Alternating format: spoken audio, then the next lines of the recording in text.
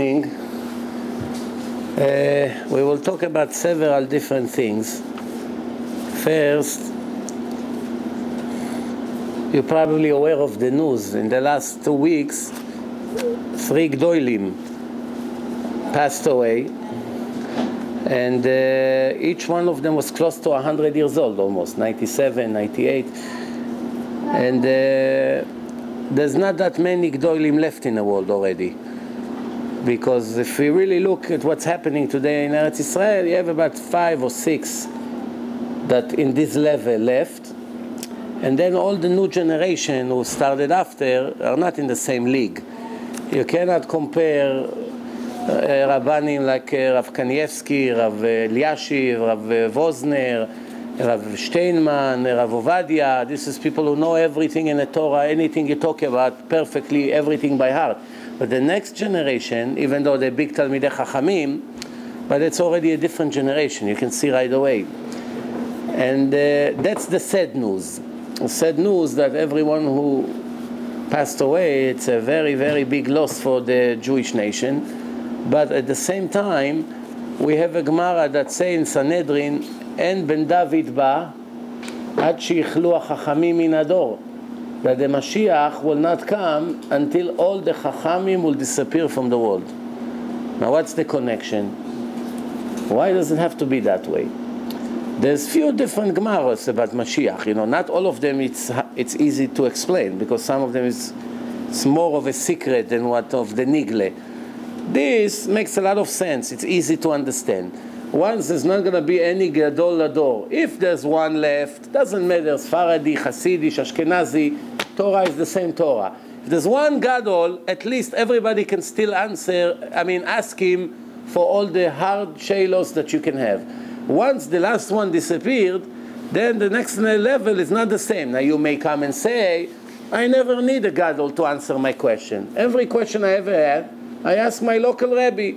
Shul, or the Rebbe here, or the Rebbe there, or the Rebbe in Vishnitz and Satmer, and they also know Torah. But the idea is like this: we have a very interesting concept in halacha in a Jewish world. Most of the Jews are not aware of it. Even people who sit and learn for 20, 30 years, not everybody understands the deepness of it. We have a very interesting halacha. It's called Yachid veRabim, halacha keRabim. Does anybody here can explain to me what it means? Literally, the Pshat HaPashut, 5 against 1, 5 say allowed, 1 say not allowed. You go with the 5. 5 say not allowed, 1 say allowed. You don't listen to the 1, you go with the 5. Did you ever see in history that we was posek halacha like this? 5 against 1 or 4 against 2? Where did we ever see that we did such a psak? Nobody ever posek like this. So what does the Gemara mean? What does the Gemara mean? Yachid veRabim halacha keRabim. It's a very, very problematic statement. First of all, in order for you to go by the majority, you have to put all the Chachamim on a table and then ask each one of them. This is the Sheila. This is what I have to ask. What's your opinion? Allowed? Yes. Rav A say allowed. Rav B, what you say? Not allowed. You write him here. Then you go, I don't know, you have 71 Chachamim of the generation, like in the time of Sanhedrin. And then you go with the majority. Okay, the majority said not allowed. That's it. This halacha, you write. I don't know, they invented a new crackpot. You want to know if you can use it on Shabbos or not. After the investigation, looking at all the technical part, now they have a debate. Some say allowed on Shabbos, some say no. Some say it's the Oraisa, some say the Rabbanam, some say mutar lechatchila. In the end, we reach a verdict. I never saw that anybody was posek halacha like this. Every Rav, posek halacha to his own community based on his understanding, and that's it.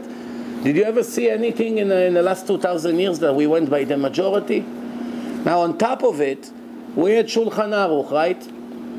Shulchan Aruch was written by Rabbi Yosef Karo 500 years ago, and Rabbi Yosef Karo didn't copy almost from any one of the Gdolim before him except 3. The Rambam, the Rif, and the Rosh. That's it. What about Rashi? Rashi wasn't a giant. Tosfos, more than 100 Bale Tosfos he had. Not one of them is in Shulchan Aruch. Not even one. The Ran wasn't big. It's not in Shulchan Aruch. I can give you hundreds of names now. Hundreds of names. Each one of them was a giant. But now the question, this is all Rishonim. Not one of them had a say almost. There is always an exception to the rule in Shulchan Aruch. Only 3. Rif, Rambam, and the Rosh. What's going on here? Where is what the Torah say? The Torah say, Yachid v'Rabbi, you had to take 300, 400, 500, I don't know exactly how many Rishonim there were there. For sure hundreds. Some of them, sometimes you go, it depends on a posek if he has a lot of kiyus or not. Some of them has big iyun, but they never went to every name possible. They, like the Chazon Ish, was a big, giant chacham, but if you went to his house, he didn't have that many books. He had Shulchan Aruch, Arba Turim, the Shas, the Yerushalmi, and that's it. He wasn't even looking in Achronim, this. Of course he knew, obviously, but it wasn't like one who read thousands of books. However, there are some poskim, you go to their house, they have 30, 40,000 different books. They give you names that nobody in the world ever heard his name before. All of a sudden you hear this name. After 20 years you learn Torah. Who is this Rav? And he starts bringing you all kinds of things he wrote 800 years ago. He's a Rishon and nobody knows who he is. There's hundreds of Rishonim. Why Rabbi Yosef Karo didn't copy from any one of them? Now you might come and say, well, it wasn't like today. Today you press the computer bring everything on the screen. Anyone you want, you can get right there. Very easy.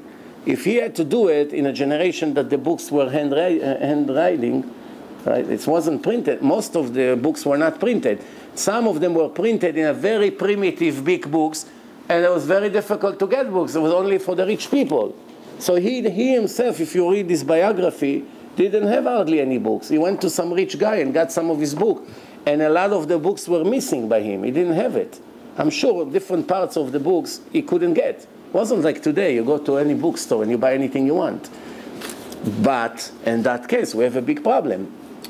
If you couldn't do your job properly, then the job is, God forbid, not good. What kind of Shulchan Aruch is that you have 20% of the knowledge and 80% you didn't have, and now I'm going to go with my life, and all of you are going to follow a book that have 80% is missing? He had only 20% of the knowledge, so what's going on here? You understand the idea here? So what does it mean? No, after I gave you some hints, tell me please, what does it mean, Yachid v'Rabbi malacha kerabbi?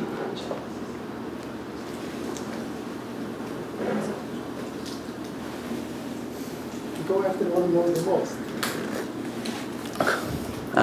Go after the one who knows the most. Very good. So we go not with quantity. That's a very common mistake. We go with quality.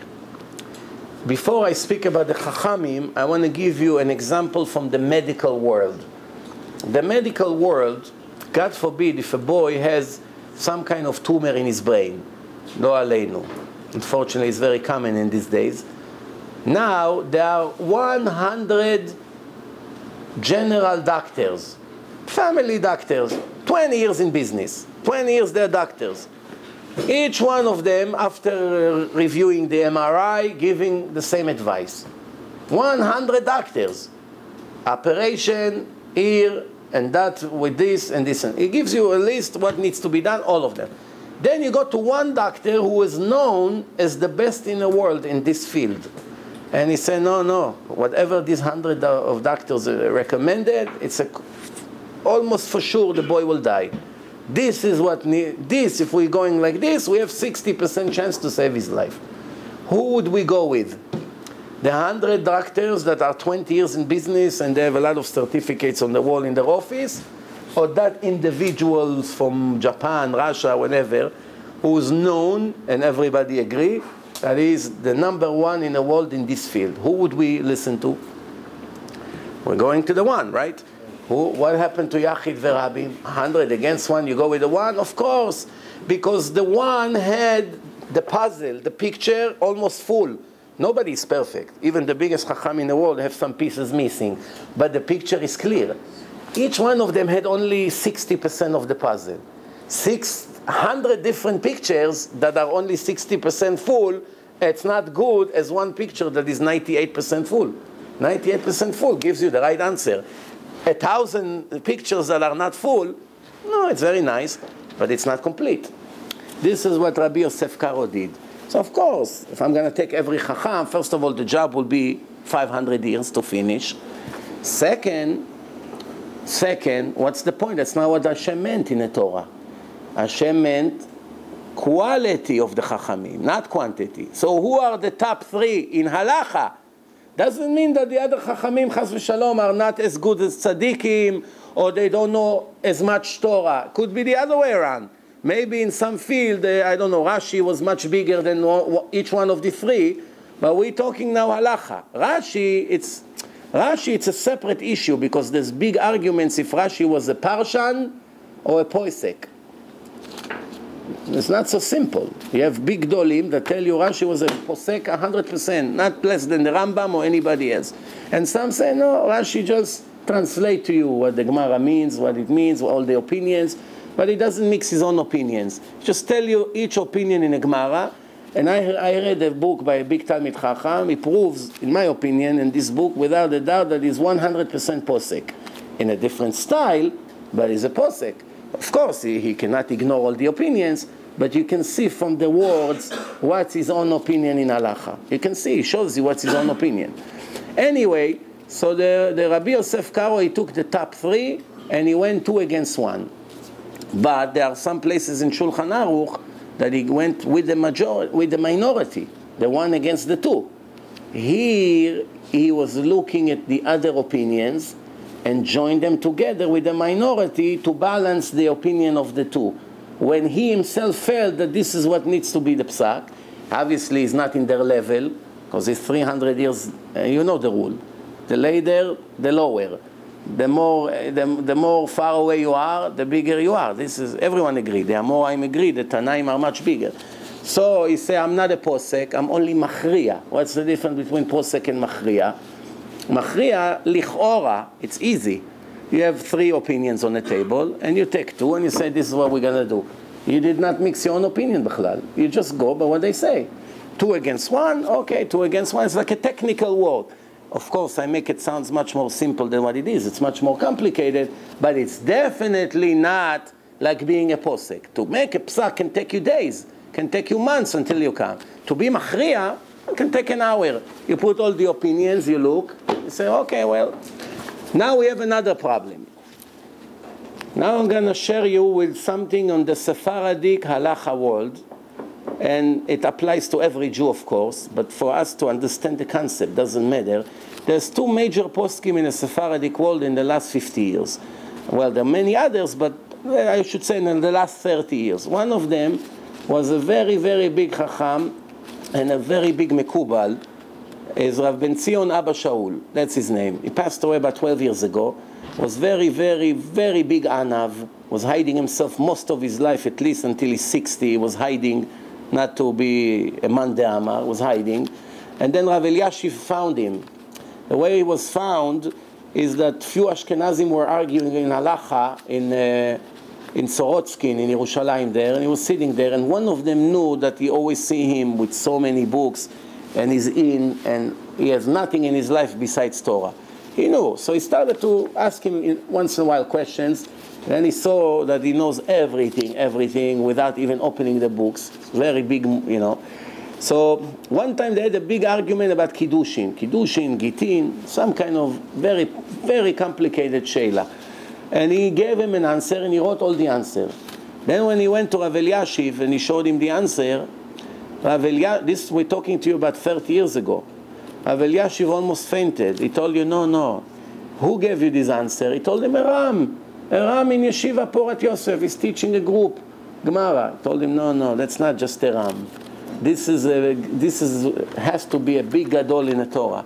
So he told him, bring him to me, and then now we found him. And he was a very big chacham. He's Shitat Psak, and then the second one, which live until today, Rav Ovadia Yosef, is completely different Shita of Psak.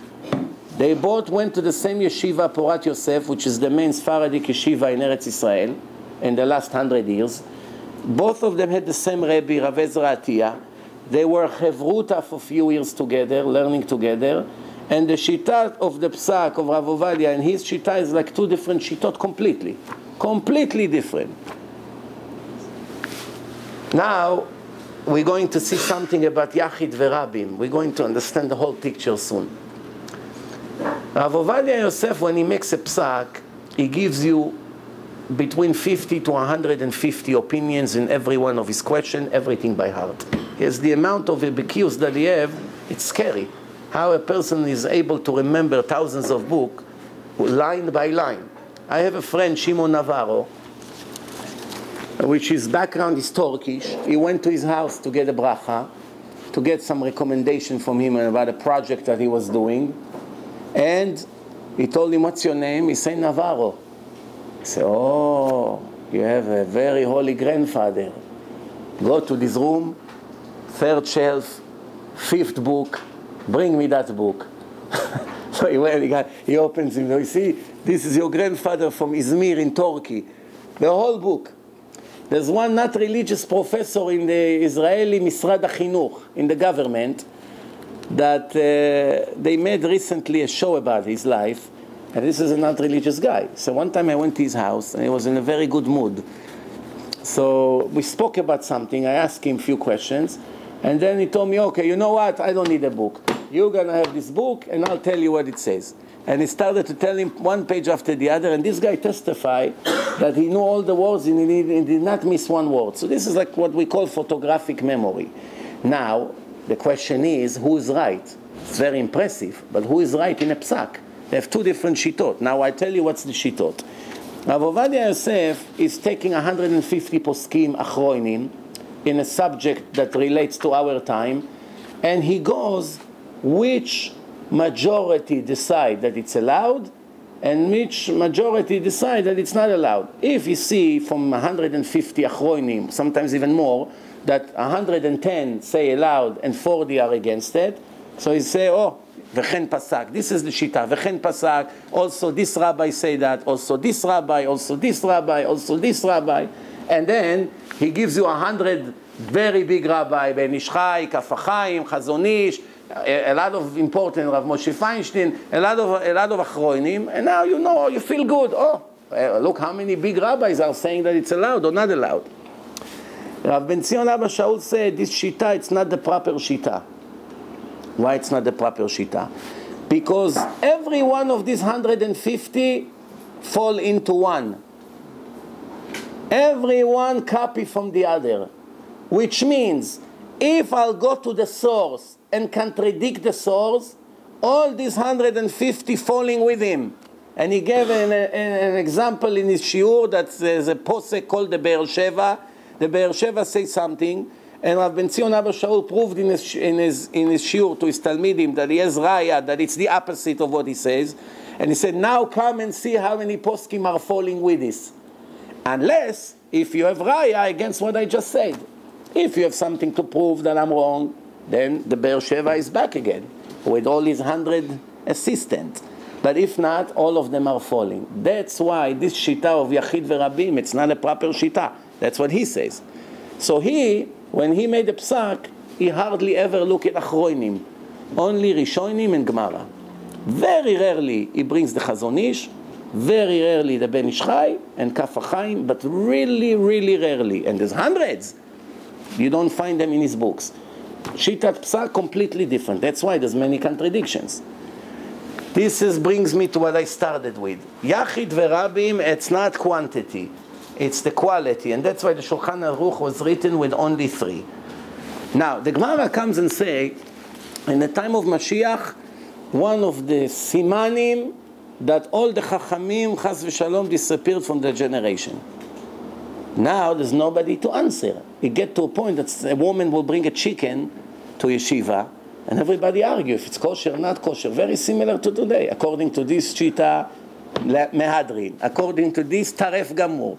One time I was calling one posek here in the town. You all know who he is, but I'm not going to mention his name. And I told him, I want to buy meat in this place.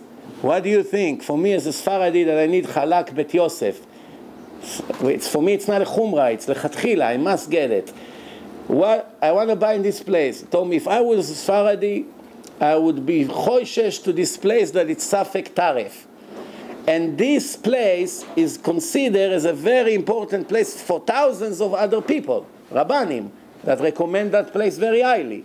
Then I went to another person, he told me that the other place, according to the way we poskin, it's a very big shayla if this meat is good or not. There's a question is here, there's a question is there. Bottom line, if you really want to open an argument about every piece of meat that we eat today, this argument will end probably after the arrival of the Mashiach. It will never end. And that's the truth. And it's not only about shchita and about other things. It's many different things. We got to a generation today that this is what the Gemara meant. The Gemara say, En bet David ba'ad shelo yichlu hachachamim min ador. Of course, there's thousands of chachamim. But chachamim, to know every psak so clear, like it used to be, you don't have that many left. We have few, and they're all above older than 90, all of them. 90 is already, it's not a young age. Every day it's a chesed from Hashem. Im bigvurot 80 shana. Im bigvuro is 80 shana. So this is the situation you were asking to speak about, what's happening right now. Of course, every gadol that is disappearing from the generation, then we're becoming more and more yetomim, orphans. Now, like I said, there's not that much left. Chas v'shalom, when something like this will happen, then I don't know if Mashiach doesn't come, I don't know what's going to be. Really, I don't know what's going to be. It's going to be. Now, there's other problems. For instance, conversions, giurim. So much problems. You know that half of the converts it's half, according to half of the opinion is Jewish, according to the other half, it's goyim. According to another opinion is lechumra, a yid, and sometimes it depends what's the subject. To put tefillin, yeah, he has to put tefillin because maybe he's a Jew. To give him an aliyah for Shabbos, no, cannot be. מה זה אשר בחר בנו מכל העמים? He's a goy. For 1 hour he's a Jew, for 1 hour he's a goy. Why? There's so many arguments about it. I give you an example. You have a big machloket about conversion between Rav Eliashiv to Rav Ben Zion Abba Shaul. That according to Rav Ben Zion is a goy, and according to Rav Eliashiv is a yid b'di'eved. You know what a big difference it is? That if he's a yid b'di'eved, but he's a yid. You give him an aliyah, his son makes bar mitzvah, he learns in the Torah on Shabbos. According to Rav Ben Zion, you're not allowed. If he did it, you have to learn again. And many different things. He makes kiddush, here you yotze, here you're not yotze. It's arguments. You want to start learning the whole halachot of conversion? I'll tell you where is the source of the machloket. The source of the machloket really starts from the Gemara and become even bigger after you read the words of the Rambam.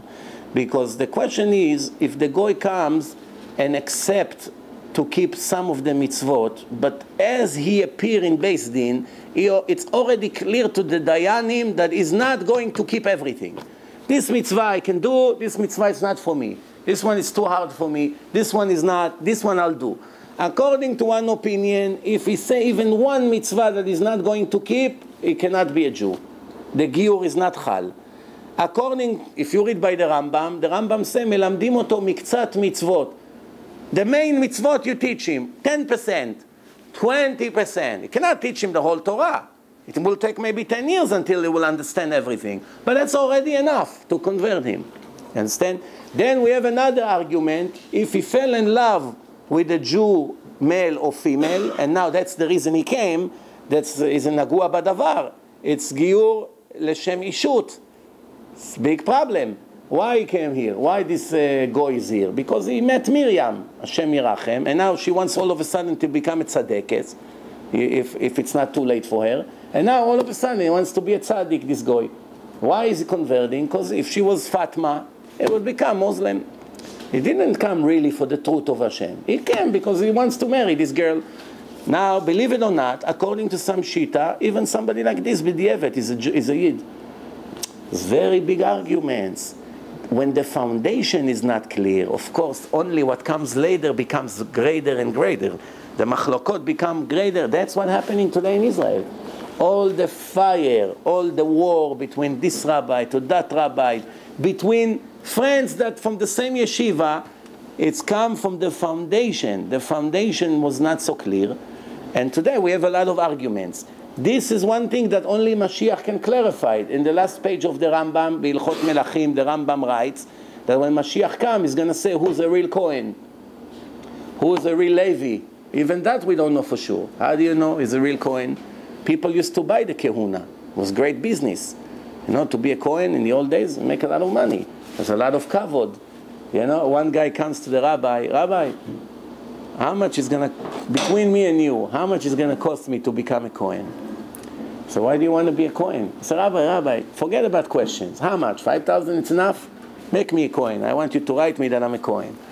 The rabbi said, okay, 5,000 it's enough. But tell me, please, why do you want to be a Kohen? So I tell you, my father was a Kohen, my grandfather was a Kohen. I also want to be a Kohen. Ignorance is a big pain.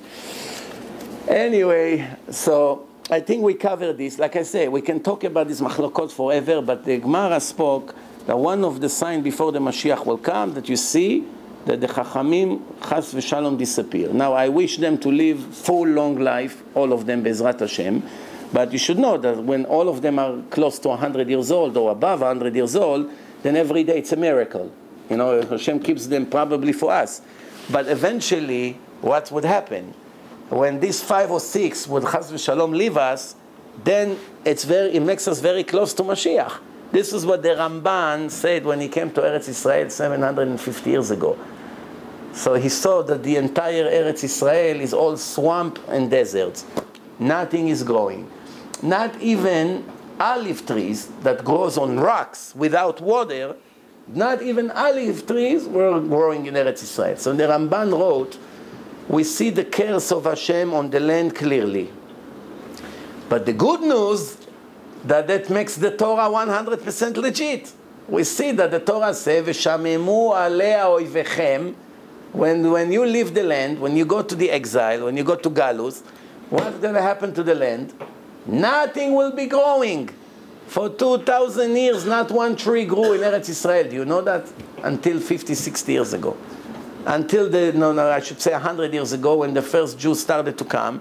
Now, also in Israel, when you go to school, all these schools in Israel, unless if it's a Haredi yeshiva, they don't teach you the history in a proper way. Well, they teach you the right names, but they hide the fact that the first Jews who came to Israel in 1880 were all Hasidim and Germans, all Ashkenazi Jews, all from Europe, like Yoel Moshe Salomon, Zerach Baranet. This was all, I have their pictures, all Hasidish, Putpeos, yeah, all Ashkenazim from Europe, educated people, Talmidei Chachamim. They didn't come with a lot of money, but they had a dream to live in Eretz Israel. They came, they found everything swamps, malaria, people are dying every day. It was very, very horrible place. And they bought the land from the Arabs for peanuts. Pieces of acres in Tel Aviv that today it's $50 million a piece, they bought for $1,000. Why? There's nothing to do with that. Who wants to buy a swamp? What are you going to do with that? You go upstate New York now. You go an hour north. You have jungles over there, forests. You can buy 100 acres for $40,000. And the person who will sell it to you would think in his mind, what a fool. He's paying me $40,000 for rocks and trees. Just to clean the place from the trees, get all the rocks out, make the land straight, make a sewer system, will cost you millions of dollars. Just to make it worth for people to live there. Who wants to live in a forest? No sewer, no electric, no nothing. It will take years to prepare the place. That's why it's so cheap. Imagine you come, swamps is much worse than trees. Trees, at least you can sell, you can make some money. You bring big tractors, they clean them, you sell the trees, you make some money. So this is what happened. They bought it from the Arab. This is, by the way, one of the prophecies in Pirkei de Rabbi Eliezer. It says that one of the signs before Mashiach, the process will be that the Arabs will build a building inside Bet HaMikdash. This was written 600 years before they made their mosque above the Kotel. 600 years before, how did he know the Arabs will build a building inside Bet HaMikdash? That's obviously a nevuah. And then he wrote also that before the Mashiach will come, the land in Israel will be sold by ropes. You know, you take a rope, you go around the area, let's say whatever you have an acre, You measure it with a rope. You go around, you measure the rope, another yard, whatever, 1,000 yards, $1,000. The Arab gives you the land. There's no deeds, no nothing, because it's all swamps. And then you become the master of the land. And then they planted trees, they dried everything out. 10, 20 years later, it became a paradise. Gan Eden, the best fruits in the world, just like the time almost of Bet HaMikdash. You know, there was this Meshumad, his name was Josephus Plavius, but the real name was Yosef ben Matitya. That was his real name. A Jew, became a goy. So he wrote, everything we know about those days, we know from his diary, from his book. So he described the Eretz Israel before the destruction of Bet HaMikdash and after, which means it's a period of 15 years. 15 years ago, the best fruits in the world. Honey is dripping from the fruit, and the fruit are big, and the markets are packed with the best fruit on earth. Right after the destruction, when the Jews went to Galus, nothing is growing. The markets are empty, no fruit, no trees, no nothing. So in a very short period of time, Hashem showed the goyim, you're going to be here for 2,000 years, you're not going to be able to grow one tree. There used to be a goy, his name was Mark Twain. He wrote books for kids. He went to Israel also 110, 120 years ago. So he was touring all over Israel. Then he wrote in his book, all the way from the south to the north, I couldn't find one tree. One tree. What happened to the Holy Land? This goy asked. There's no doubt that God is angry on the land, but why? Not one tree I could not find. And right after that, the Jews arrived after his tour, and everything changed around. This is, by the way, one of the proofs. Somebody asks you, how do you know the Torah is real? How do you know it's from Hashem 100%? Maybe the rabbis added parts. How do you know? The answer is, no person will take such a risk to write that when the Jews live in Israel, everything is growing. When the Jews go out of Israel, everything stops growing. What person will take? What normal person that knows there's a crook and he writes a fake book, claim that God gave it to him, what normal person will take such a risk to write such a thing inside the book? You know anyone who will take such a risk? Whenever this nation does not live here, nothing will grow. When they come back, everything will grow back. They leave, everything die. And to be right, there's one thing to write. Second thing, to be right for 2,000 years. 2,000 years. I'll give you another example. There are 3 regalim. What's the obligation? Mitzvat Re'iyah. We have to go to Bet HaMikdash. Every kid 13 years old and older must go with his parents. The other ones is for chinuch.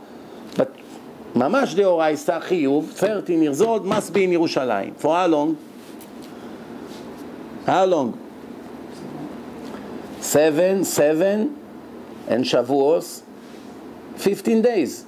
But that's only how many days to be there in the 3 regalim. What about going from Tiberia to Yerushalayim with a donkey and a carriage, putting your kids there, going all the way up in the forest of Yerushalayim with carriages, with wood wheels?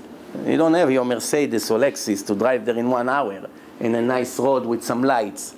It was a different world. You have to go 2 weeks to get there, 2 weeks to come back, plus a week to be there, added up 3 months out of the year. What would happen if you take the Jews now in Israel and tell them 3 months out of the year you close your business, no parnasa, no nothing, you leave the army, nobody stands by the border, all the nuclear place, everything, you leave everything, you go to Yerushalayim and you make parties over there and eat shish kebab. What would happen? You think one would show up? Maybe 1,000 Hasidim, Litvis, Faradim together, all the crazy ones. But the other ones say, these guys are crazy. They leave their businesses, they close the malls, everything. Nobody would go. What do you think? It was different then? How everyone was so sure to leave everything, to leave the borders, all the Goyim see, no soldiers, no nothing. Everyone goes to Yerushalayim. Now all the Goyim have to do is to walk.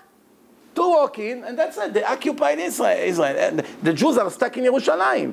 That's it. They are now, it's an ambush around Yerushalayim. It's full of million Goyim. There's nothing you can do. And the interesting thing is that for 2,000 years, we don't have Bet HaMikdash. But when we had Bet HaMikdash, first one was 410 years, second one 420 years, and 7 years in between. So it's a period of 900 years. From the beginning of the first to the end of the second, 900 years. 830 years there was Bet HaMikdash. 830 times 3, how much is that? Almost 2,500. 2,500 holidays, regalim. Multiply by 3 months, years. Many, many years that there was nobody there. For the period of 900 years, if you take many years, deduct that Jews were not in Israel, only in Yerushalayim. Not one time the Goyim attacked Israel and ever occupied 1 inch from the Holy Land. Not one time. In between the regalim, plenty of wars. But when the Jews were in Yerushalayim, not one time there was a war. Check in history. Not once. How did it happen? One pasuk in the Torah. V'lo yachmod. Lo yachmod goy. Goyim lo yachmedu. They're not going to want. What do you mean? They're always chomdim. Someone who's chamdan never stop to be chomed. There are sometimes that he go after his desire and sometimes not. But the desire is always there. But the Torah say lo yachmod, which means it will leave their hearts. All of a sudden they don't hate us. They don't want to take our land. They're okay. Everyone is in Yerushalayim. Why? When you celebrate, have a peace of mind. Don't worry when you come back. Your house is not there. They burn the place. They occupy the land. Don't think about it. I give you a guarantee. Something like this can never be written by a person and then 2,000 years it was right. What's the chance? And there's thousands of examples like this. Thousands. If you only knew how to look at everything, I mean, I'm sure you know, but sometimes there's a little bit more deepness in it. How certain psukim that we read thousands of times sometimes in our life, and we don't see how with this pasuk alone you can prove to any apikors, and they don't have an answer. Don't have an answer. You know, many times you argue with people, everything around one pasuk, they don't have an answer, so they constantly wants to jump to a different subject. They always want to run away. And you say, no, answer this question. Then we move on. No, but obviously he cannot. So then you move to another subject, he doesn't have an answer. What does he do? He jumps to the third one and the fourth. So the whole argument, he jumped to 500 different things. Why? Every time you see that he's stuck, right away he changed the subject. But the truth is the truth, regardless of what they think. So far, any questions about what we spoke? Huh? Was wasn't on pasuk Rabbi? First of all, that period of time of Eretz Israel, then all the Chachamim saw each other. They're all in one building, right? Whether Anshe HaKnesset HaGdolah and then the Sanhedrin, everyone is sitting over there, and now they can argue with each other, right? The problem is that halacha is not determined only based on the Chachamim who are alive in Eretz Israel in one generation.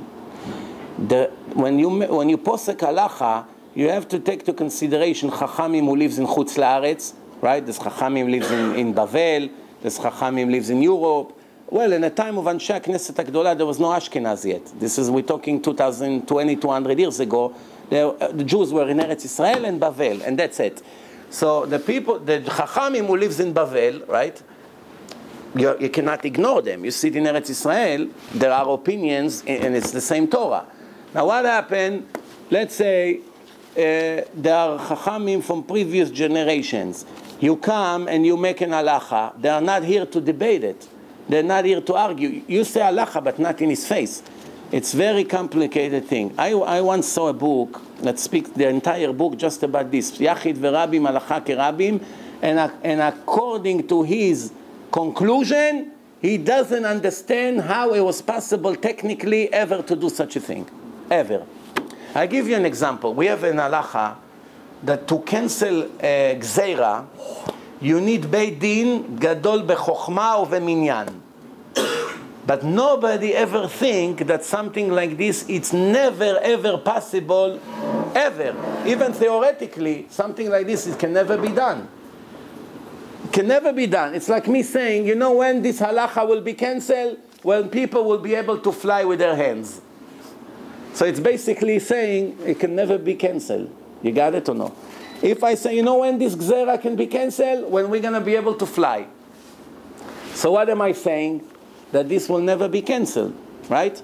So if they tell you when the Beit Din will be Gadol b'Chochma u'Minyan, will it be more than 71 Chachamim in Sanhedrin? The maximum it can be 71, no? So how can it be bigger in Minyan? There's no permission to make it bigger in Minyan. How can it be bigger in Chochma? Every generation is less in Chochma, not higher, which means nobody can ever change anything. So what's this halacha? It's another. This is a whole new lecture now. Gadol b'Minyan u'Chochma, also impossible. And you have any idea? Any idea or no? What do you think? Very deep. Now one last thing and we finished. We have Bet Shammai and Bet Hillel. 3 years they arguing if it's good to be created or not. Tov lo sheba la'olam, lo tov lo sheba la'olam. In the end, manu vegamru. In the end, everyone reached a conclusion: better not to be created. And now, when he was, yefashfesh b'ma'asav, yemashmesh b'ma'asav. Everybody knows this Gemara. Then the Gemara say, halacha is always like Bet Hillel. Why it's halacha like Bet Hillel? Today you say halacha is like Rabbi Yashiv. Why? He's the biggest chacham with more experience than anybody else. 97 years of learning Torah, 20 hours a day. Who can come to his level? 60 years he was standing in the same stand there without moving every day from morning to night in the same place. People saw in their eyes, cannot deny it. So halacha is like him, that's it. So now, why halacha it's like him? Because he's the biggest chacham, the oldest, with more knowledge than anybody, and all his life he was learning Torah. He wasn't in anything else, no politics, no working, no selling vegetables, nothing. Torah all his life, 101 years of chokhmah, kedusha, finished. Anybody can come up with a debate? No, it's a fact. But Bet Shammai and Bet Hillel, that's not what the Gemara saying. If the Gemara comes and say, halacha like Bet Hillel, because they sharper, they more chachamim, then I understand. Okay, halacha like Rabbi Akiva here, halacha like Rabbi Meir there, halacha like this, halacha like this. Everyone with his field. Like today, you have Rav Zilberberg. He's not Gedol Ador, but he's one of the best in the world in Ribis. He knows more than Gdolim, bigger than him in Torah, Ribis, because most of his life, that was the things he focused on. You have Rav Mahfoud. He's an expert in Shechita, all kinds of things about Shechita I will tell you by heart. Some other poskim may not know. Dikduk, Mesora. I know people here in Muncie that know Mesora bigger than the Gdolei Ador. Why? That's all they did in the last 40 years. From morning to night, writing books about it. Mesora, it's a whole profession. Can be, you know, the whole Shas by heart. You may not know anything about Mesora. How does it work? This is very complicated. The history of the Shona Kodesh, all of a sudden it became Hasidic accent and Litvish accent and Yemenite accent and this. What's the root? How did it start? Where it started to split? How it started to change? What's the correct way? There are people that all their life they're in this. They write books about it. They're making other people. It's not their field. Why Bet Hillel in every subject in the Torah always halacha like them? Shammai couldn't win in one field. How is it possible? Even in the Gemara we say Abaye and Rava halacha always like this, except few places. Two chachamim, I have to be better than you in at least 10%. You're better in 90%, but there are 10% that's my field. Always like you. What's going on here? What's the answer of the Gemara? Halacha like Bet Hillel because they have better anava. They're anav, humble. They're more humble. What's the connection to the truth? You want to teach me derech eretz? Teach me musar. Give me Mesilat Yesharim. Tell me to learn it by heart. Fine. What is the connection? Because Reuven is more humble than Shimon, so we're going to say everything that Reuven say in halacha, and we ignore Shimon. His opinion is secondary. We don't poskin like him. Why? He's also humble, but Reuven is more humble. Halacha like Reuven. What does it have to do with the truth? What? Because the person is more shy than the other, so he knows more halacha? Because he's a better person, he's more kind, he's smiling, he's more machnis orchim? Who say? I know many people like this, the complete am haaretz. Very nice midot. Two halachot he doesn't know. Everyone you see, hug and kiss, come, please, I'm begging you, eat. He give his heart to you. You tell him, you call him 2 o'clock at night, I'm stuck in Texas in the desert. No problem, wait, don't move, I come. No one, but he doesn't know halakha. Are we gonna, because he's a great person, we're gonna go by him? No, so.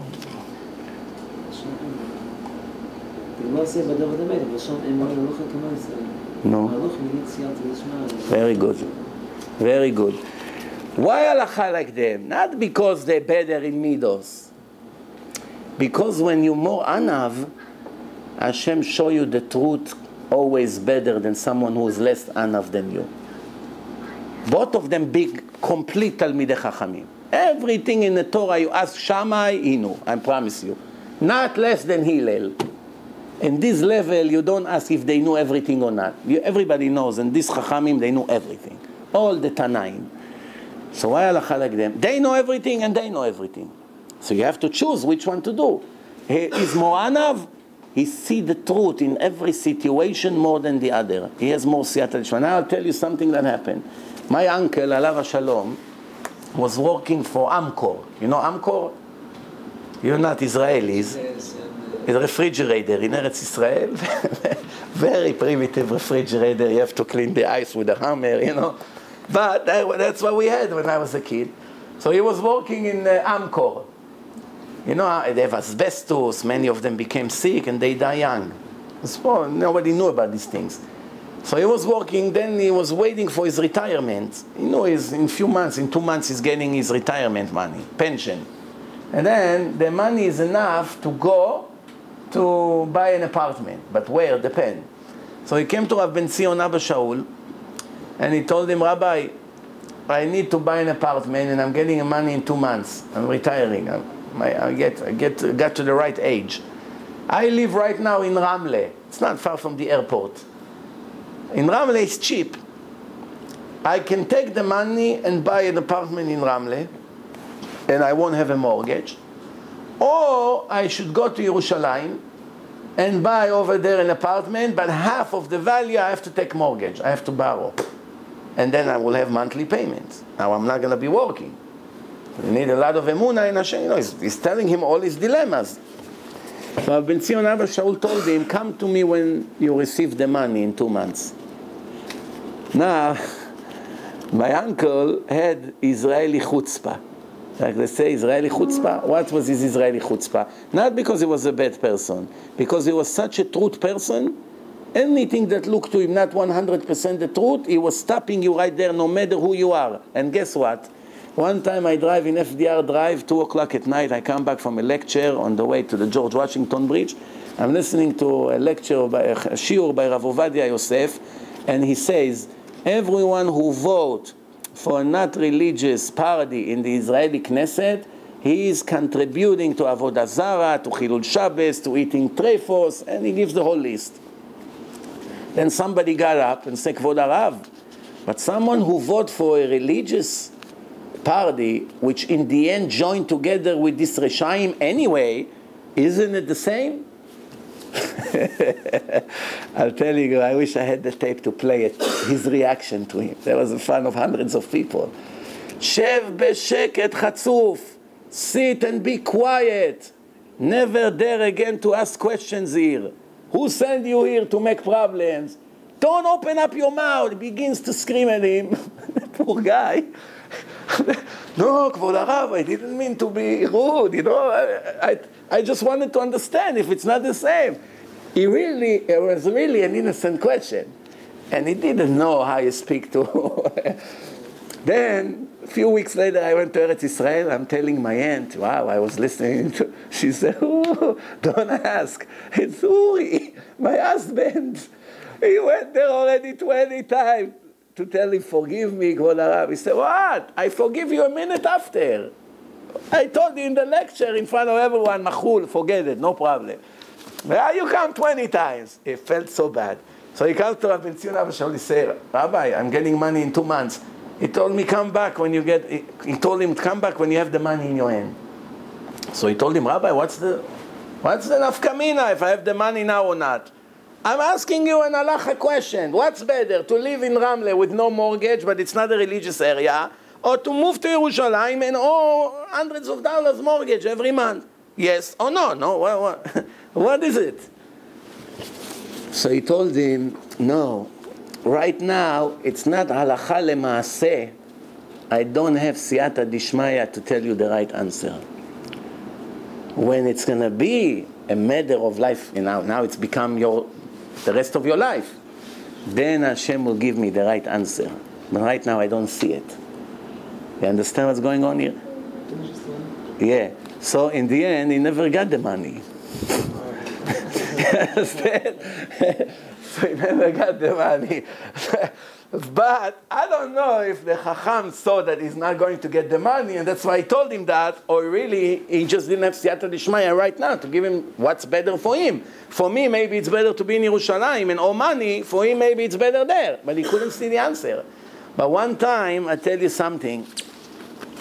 One time, there was one driver driving a bus in Yerushalayim, and the poor bus driver, a girl, 4 years old girl, ran into the street. He hit her with the bus and killed her instantly. That was the bad news. Now, another bad news was that the mother of the girl is sitting in the first row in the bus and seeing it. That's when she had to get off the bus. She was ready to get off the bus. That's what happened.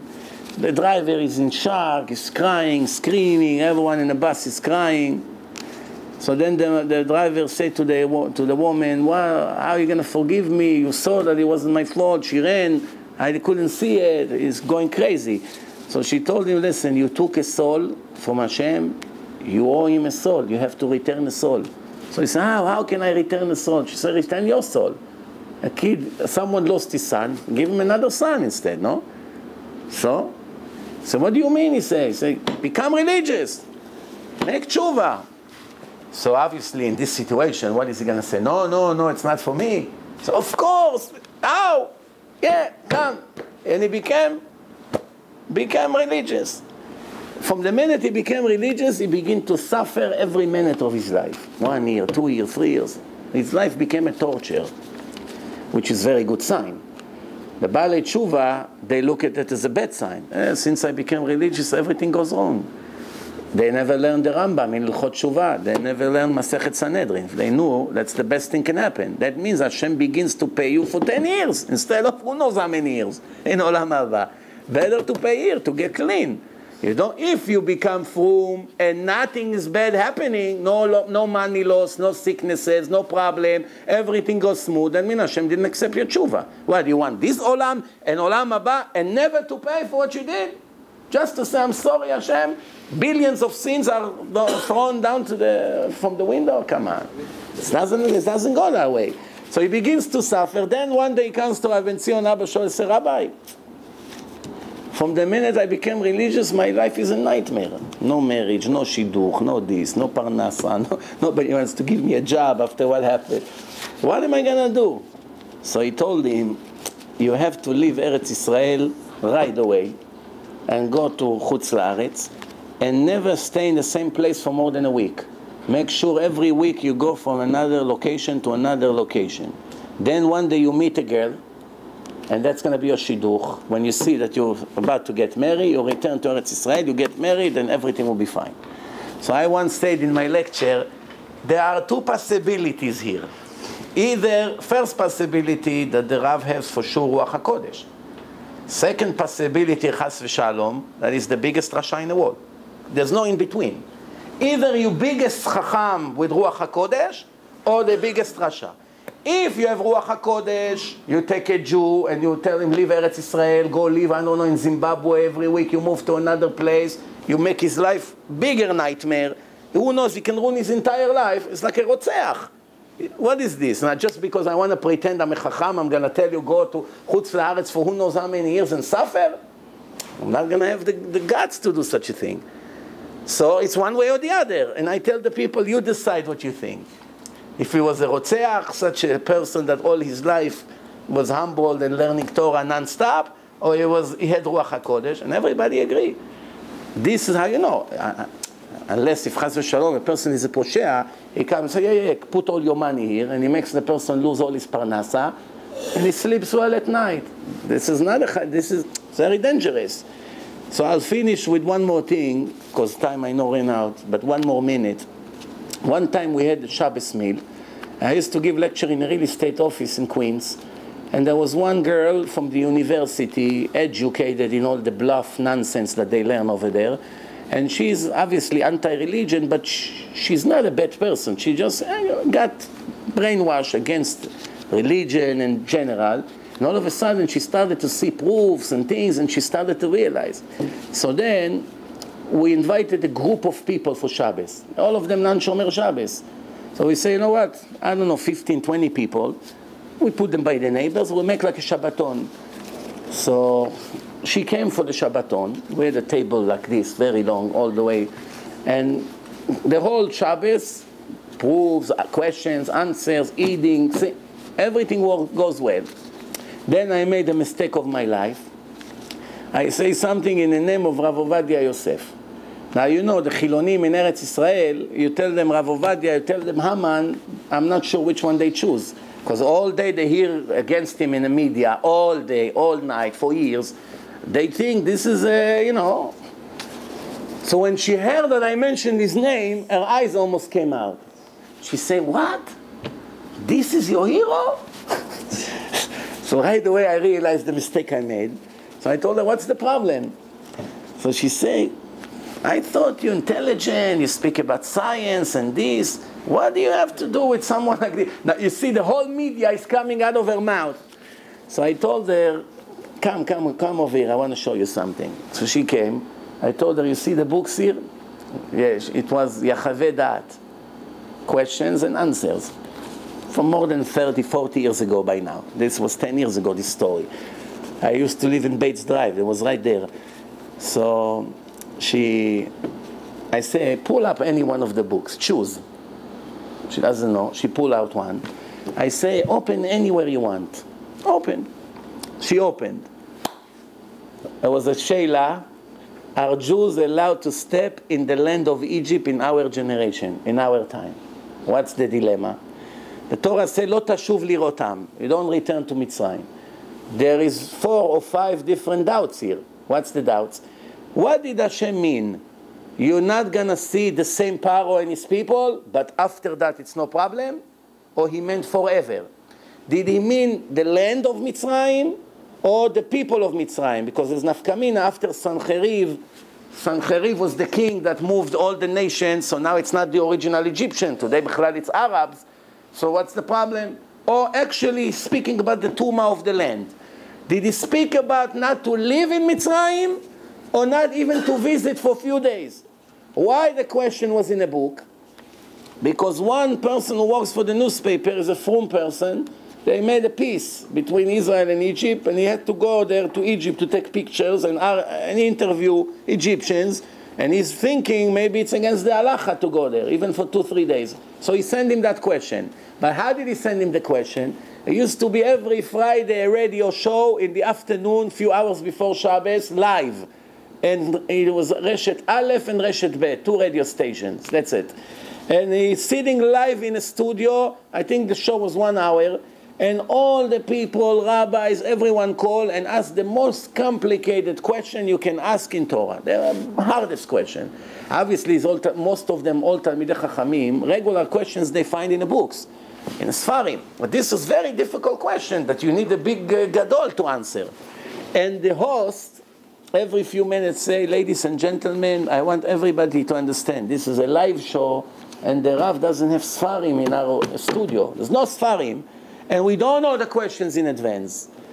So I told her, now, every question they ask him, they recorded the show, and many years later they made a series of books based on that show. Now it's always by heart. Let's count in the question that you open, how many sources he gave the person who asked the question, everything by heart. You ready? She said, okay. We begin to count. Now, how do you know the sources? Every time he brings another makor, in parentheses he show Gemara, this page, Rav Chazon Ish, this page, Rambam, this perek, this page, everything. So, 1 page, 2, 10 pages already. We counted already 50 different sources. And I said, okay, wait, there's at least another 100 more. She said, no, it cannot be. It's not human. I told her, exactly, it's not human. Nobody in the world can do such a thing. to thousands of questions, each one of them 100, 150 sources by heart, and you telling me if it's my hero or not. But the most important thing I forgot. I told her, before I told her come to the book, I told her, who is your idol? Who you admire? She told me, Professor Aaron Barak, the president of the Israeli Supreme Court. So I told her, if I ask him a question about an argument between two neighbors, who is right, the wall fell down, will he be able to tell me the history of this question in the last 1,000 years in all the courts in the world? She told me, of course not. I said, what? But if I tell him, Mr. Barak, tell me all the different trials about this subject all over by all the judges before you, would you be able to tell? You will be able? She said, no, that's why they have the archives.